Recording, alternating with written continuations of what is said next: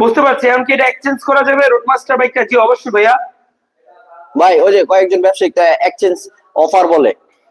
হ্যাঁ exchange offer বলে, আমার তো অফার নাই, আমার তো আছে বাস। বাস করা করা তো অফার অফার আমার তো আছে বাস, করা তো এক্সচেঞ্জ অফার। অফার বলে।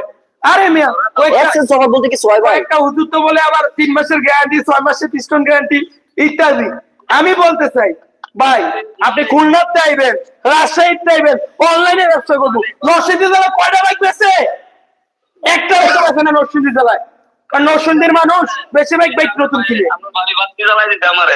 একটা বাইক নরসিংদী জেলায় বেচে না, তারপর 3 মাসের পিস্টন গ্যারান্টি দেয়। ভাই আপনি দূরে যাইবেন, পিস্টন নষ্ট, আপনি আসবেন আইসে আপনার মনটা নষ্ট হয়ে যাবে, ভাই গাড়িটা রাইখা দেন।